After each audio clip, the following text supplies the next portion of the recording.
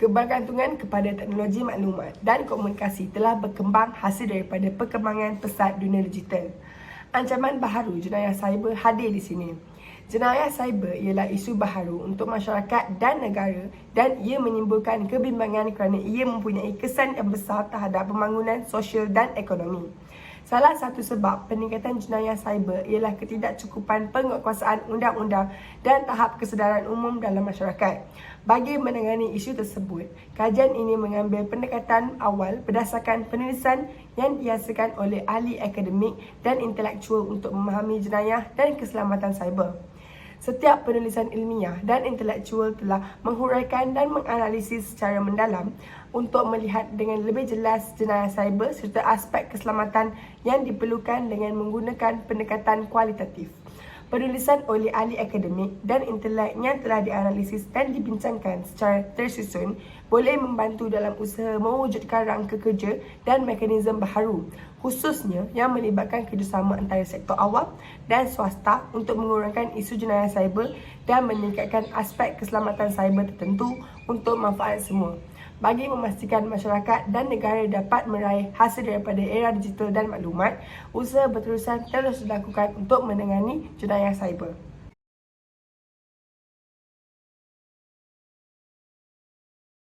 Internet telah berkembang daripada alat komunikasi kepada platform dagangan dan sumber perdagangan Holt and Busler 2016.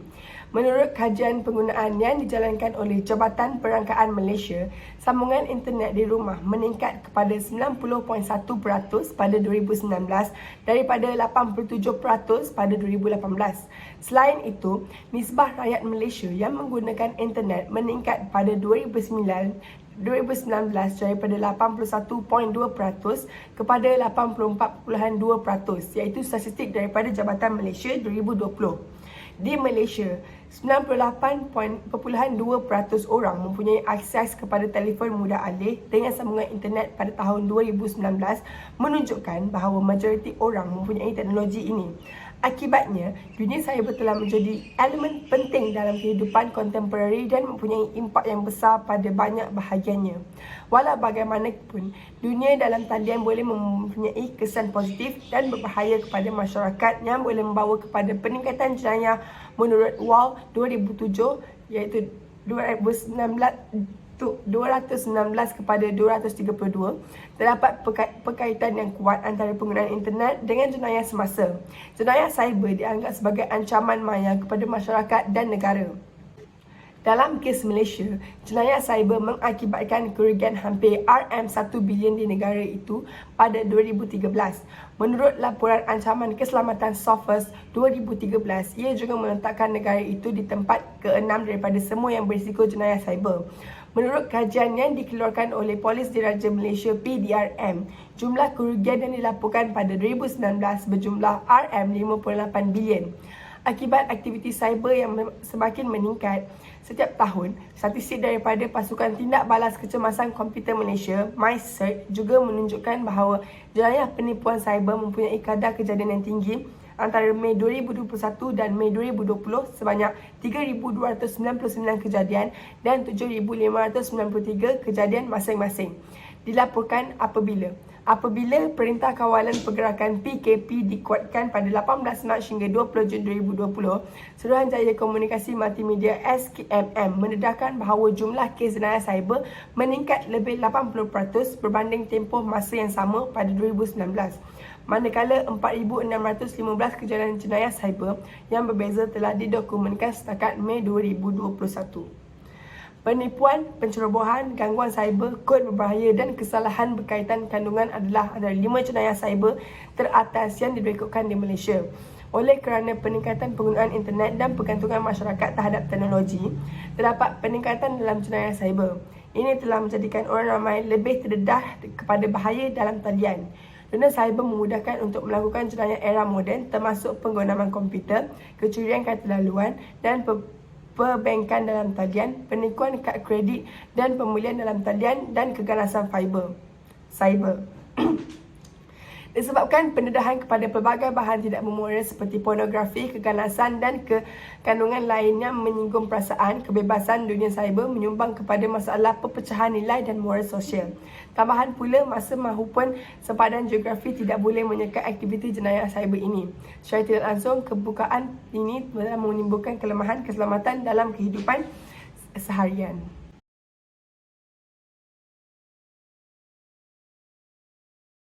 Assalamualaikum warahmatullahi wabarakatuh. Saya Nurin Anisa binti Hussein dan pada hari ini saya akan berkongsi tentang kes-kes cyber yang terdapat di Malaysia.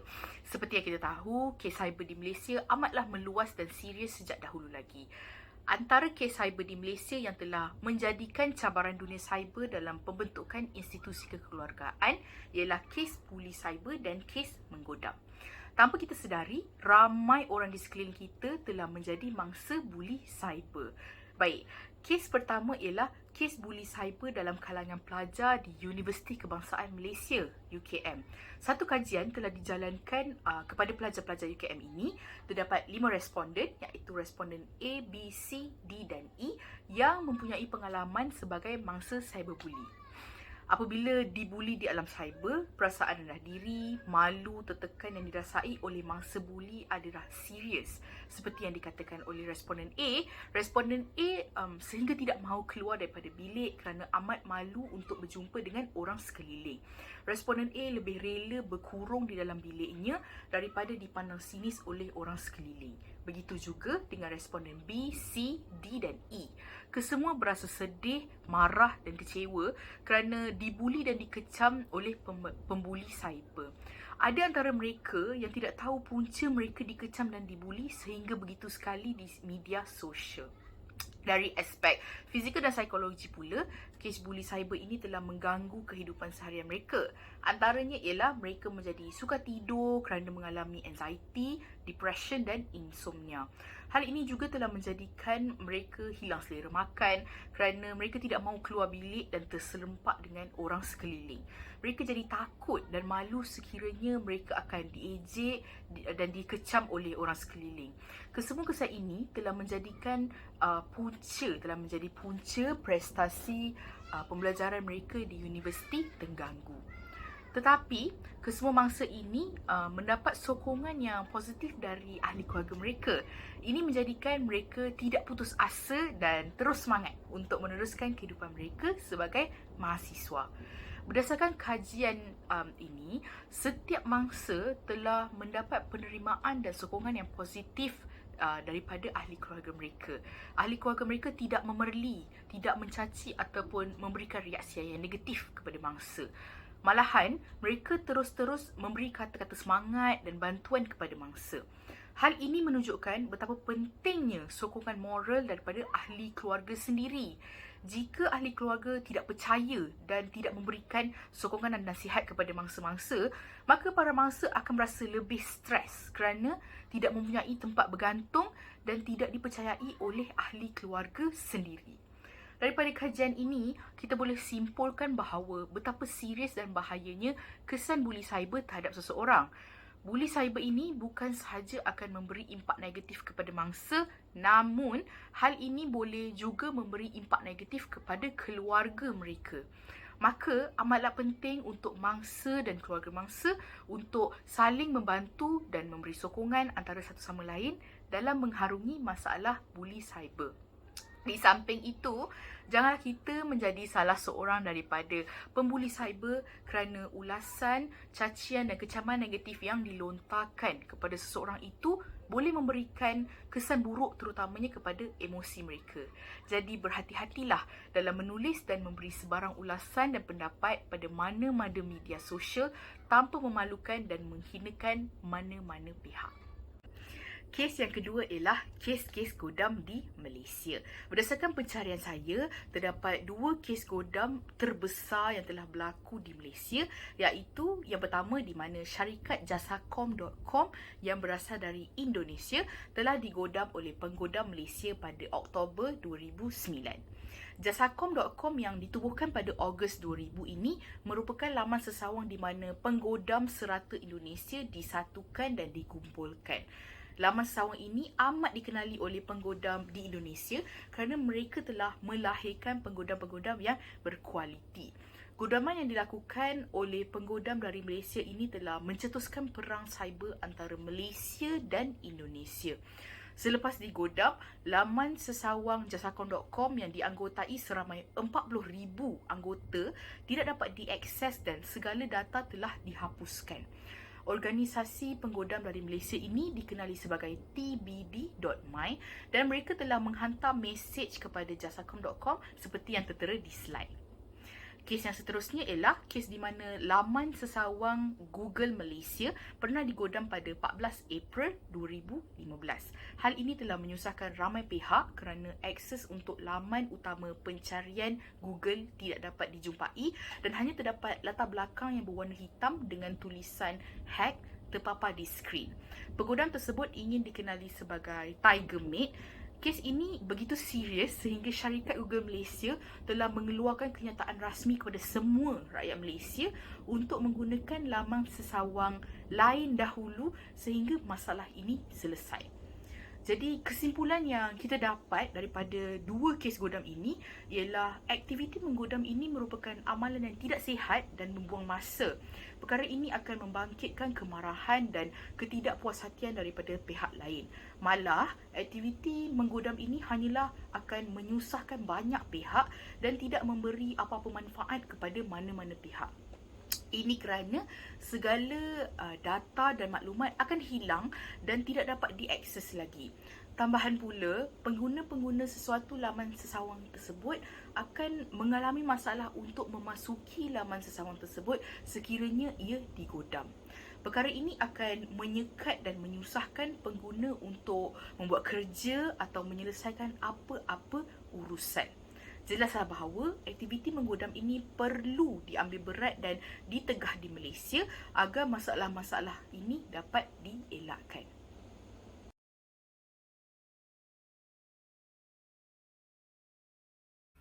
Assalamualaikum warahmatullahi wabarakatuh. Saya Nur Munirah Nashwa binti Muhammad Zahar dan saya akan membincangkan tentang cabaran dunia cyber dalam pembentukan institusi kekeluargaan. Dunia cyber adalah satu keadaan yang melibatkan atau mengaitkan banyak individu tidak kira umur, agama dan di mana jua mereka berada. Dan dengan ini, mereka berinteraksi dengan pelbagai jenis manusia dari semua pelosok dunia. Dalam pembentukan institusi kekeluargaan yang baik dan cemerlang, ada satu perkara yang akan membawa impak negatif terhadap kanak-kanak, remaja maupun dewasa.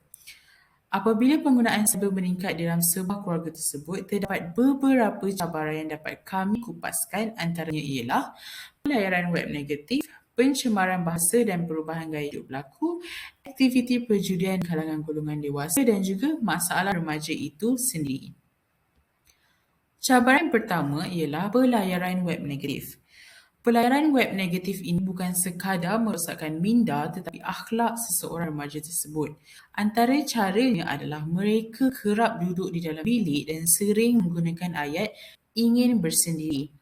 Walaupun sesetengah ibu bapa memahami kepenatan anak-anak apabila mereka belajar, tetapi sebagai ibu bapa, kita hendaklah sentiasa mengawasi pergerakan anak-anak kerana apabila mereka berumur belasan tahun, mereka bijak dalam mencari idea dan menyembunyikan sesuatu.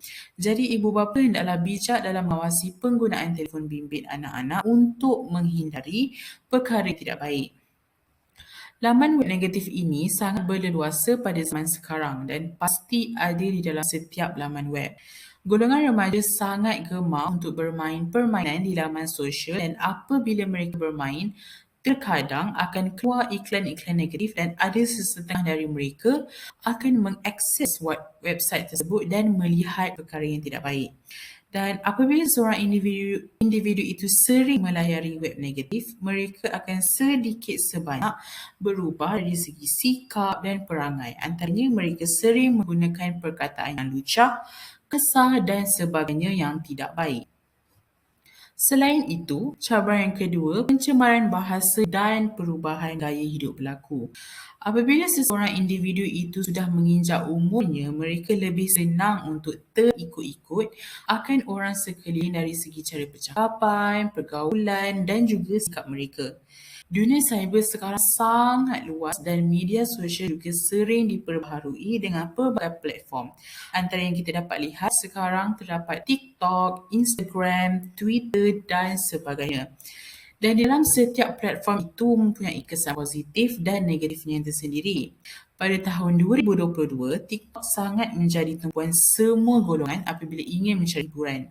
Di situ kita dapat lihat ramai individu terutamanya golongan remaja melakukan aksi-aksi yang kurang sopan dalam Islam dan menggunakan ayat yang kurang baik di dalam video mereka, dan kebanyakan remaja mengajuk atau membuat semula percakapan itu di dalam kehidupan seharian mereka dan menganggap itu satu perkara yang sangat biasa. Seterusnya, dengan adanya dunia cyber, aktiviti perjudian juga meningkat di kalangan dewasa. Ini kerana zaman sekarang banyak laman web yang membolehkan kita bermain judi secara dalam talian. Untuk aktiviti ini, kita dapat lihat golongan yang sering terjerumus adalah golongan dewasa, dan ada yang daripada mereka telah pun berkahwin dan ada juga yang masih bujang. Aktiviti perjudian ini akan menyebabkan sikap panas baran seseorang individu tersebut meningkat, dan jika salah seorang ahli keluarga itu terjebak dalam aktiviti perjudian, ianya akan menjadi satu masalah kepada sebuah keluarga itu kerana akan mulanya pergaduhan dan ada yang sehingga menyebabkan kecederaan akibat dari itu. Ramai yang sengsara dan mempunyai keluarga yang pecah belah akibat dari kesan negatif apabila terjebak dalam dunia cyber. Di samping itu, akan berlaku banyak masalah-masalah di kalangan remaja dari segi sikap terutama sekali.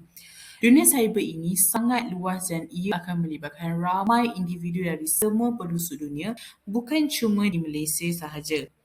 Antara kesannya ialah remaja tersebut akan terjebak dalam perkara yang negatif seperti menggugam laman web. Ini jadi apabila mereka melihat video-video yang tidak baik di YouTube ataupun di mana-mana tempat dan mereka menggugam untuk kepentingan sendiri. Seperti yang kita dapat lihat, terlalu banyak kes menggugam laman web individu sehingga menjejaskan kehidupan individu yang menjadi mangsa tersebut.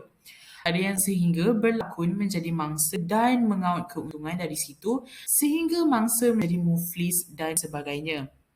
Dengan ini, ibu bapa akan menjadi sangat terkilan dan sedih kerana masalah-masalah ini melibatkan anggota polis dan ianya akan merosakkan maruah sesebuah keluarga tersebut. Seterusnya, kebanyakan remaja sekarang menggunakan dunia cyber sebagai tempat menjalankan perniagaan. Remaja adalah golongan yang senang dipengaruhi dan kebanyakan orang yang ingin melakukan kejahatan dalam perniagaan selalu mencari golongan remaja untuk melakukannya atas alasan remaja gemar akan duit. Antara pekerjaan yang banyak menjerumuskan seseorang individu itu ke dalam keadaan yang tidak baik ialah dengan menjadi sindiket dadah. Sindiket dadah kita dapat lihat ramai daripadanya adalah dari golongan remaja, kerana bagi mereka selagi mereka mempunyai duit, ianya tidak akan menjadi masalah walaupun pekerjaan itu sendiri adalah haram di sisi Islam dan menjatuhkan maruah seseorang itu sendiri.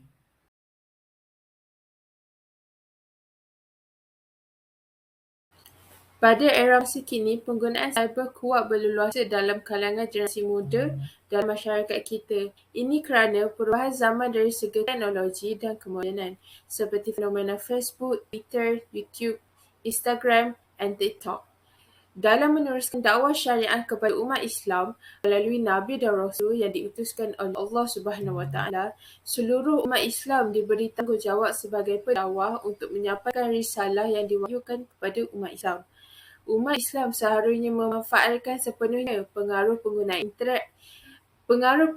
internet dari dunia tanpa sepadan. Laman media sosial menjadi medium utama untuk berkomunikasi dengan orang lain di tempat dan lokasi geografi yang berbeza. Penggunaan internet juga mempunyai kebaikan dan keburukan tersendiri. Kebaikan penggunaan internet boleh digunakan untuk mendapat maklumat dan data, mendapatkan berita, berkomunikasi dan berinteraksi. Manakala penggunaan internet yang tidak terkawal serta tiada batasan syariat juga banyak mendorong kepada krisis serta masalah pendedahan aurat sama ada dalam konteks pemakaian atau tayangan video yang berunsur lucah dan sebagainya. Remaja merupakan golongan yang mudah terpengaruh dan terpesona ingin mencuba sesuatu yang baru tanpa memikirkan kesan negatif daripada perbuatan tersebut. Hal ini demikian kerana perbuatan tersebut merupakan sesuatu yang haram dalam Islam. Internet mempunyai banyak kelebihan dan kelemahan. Walau bagaimanapun, kelemahannya boleh menjadi serius jika digunakan secara yang tidak betul. Sejak pengenalan internet, ia telah membawa banyak faedah-faedah kepada manusia. Walau bagaimanapun, ramai orang menyalahgunakan faedah penggunaan internet untuk kesan yang negatif. Oleh itu, teknologi maklumat yang mendominasikan dunia ICT perlu dilindungi dengan sebaik-baiknya agar dapat memberi manfaat kepada manusia di samping mengelakkan aspek negatif yang dikaitkan dengannya. Penggunaan internet mestilah berlandaskan akhlak Islam. Setiap apa yang dilakukan ketika bermain internet, membuat aktiviti riadah maupun menggunakan teknologi akan dilihat oleh Allah Subhanahu Wa Taala.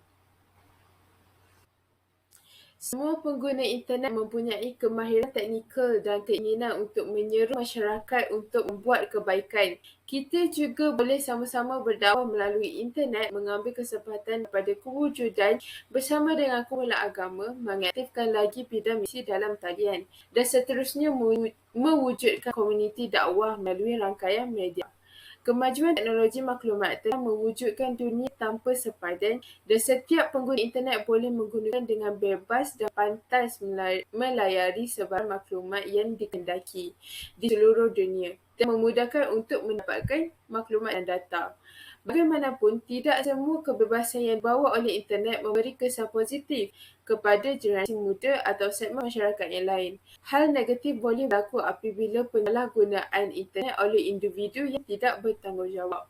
Dengan munculnya laman sesawang dan laman forum merupakan satu pengembangan yang baik dalam masyarakat. Hal ini demikian kerana perkara ini dapat memudahkan kerja dalam penyebaran dakwah di laman-laman tersebut. Di samping itu, mendapat kemudahan untuk melakukan perbincangan serta memberi pandangan dan pendapat dalam sesuatu isu yang dikongsikan maupun persoalan agama yang diberikan.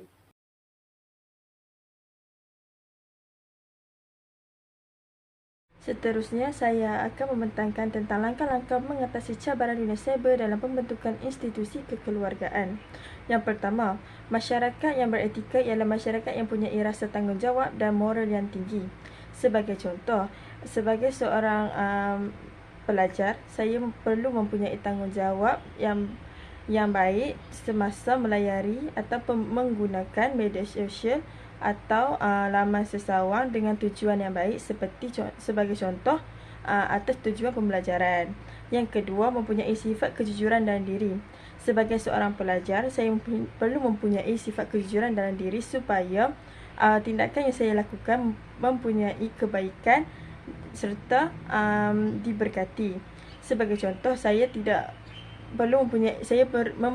perlu mempunyai sifat kejujuran, iaitu dengan melayari laman-laman sesawang yang baik, bukannya melihat perkara-perkara yang tidak baik yang boleh mendatangkan keburukan kepada diri sendiri.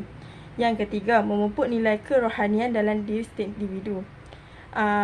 Dalam mengatasi langkah-langkah ini, saya sebagai seorang pelajar ataupun sebagai seorang anak perlulah meningkatkan sifat kerohanian dalam diri agar terhindar daripada perkara-perkara keburukan yang boleh mendatangkan keburukan kepada saya ataupun kepada anak-anak. Ibu bapa juga perlu menerapkan nilai-nilai kerohanian dalam diri anak-anak seperti mengajar atau menghantar anak-anak ke kelas-kelas fardu ain atau mengajak anak-anak untuk terlibat dalam aktiviti seperti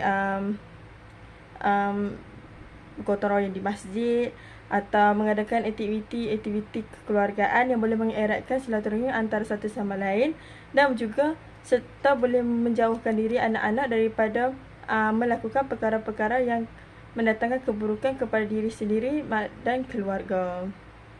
Seterusnya, langkah yang keempat, mempunyai sifat semangat ingin tahu serta semangat cinta akan ilmu pengetahuan. Sebagai seorang pelajar ataupun seorang manusia, kita perlulah mempunyai semangat dan semangat ingin tahu serta semangat cinta akan ilmu pengetahuan yang mempunyai banyak kebaikan kepada diri sendiri. Sebagai contoh, kita perlulah menghadiri kelas-kelas seperti kelas komputer yang mana yang boleh mengajar kita cara penggunaan yang lebih baik atau menambahkan lagi ilmu pengetahuan kita tentang sesuatu perkara yang boleh digunakan pada masa yang akan datang. Yang kelima ialah peranan ibu bapa dalam memantau kadar penggunaan peranti-peranti elektronik dan memberi pendedahan tentang dunia cyber serta cara penggunaannya. Ibu bapa berperanan amat besar, terutamanya dalam memantau kadar penggunaan peranti ini supaya anak-anak tidak akan lebih masa mereka menggunakan peranti-peranti ini. Ibu bapa perlu menghadkan tempoh masa sebagai contoh daripada 1 jam mungkin kepada 15 minit sahaja setiap hari supaya anak-anak tidak melampaui batas. Serta ibu bapa juga boleh memantau melalui melihat anak-anak melayari laman web untuk mengelakkan anak-anak ini melayari laman web yang tidak membawa kebaikan serta malah akan memberi keburukan kepada mereka. Ibu bapa juga perlu mengajar serta memberi pendedahan tentang kebaikan dan keburukan kepada anak-anak untuk mengelakkan daripada perkara-perkara yang tidak diingini berlaku.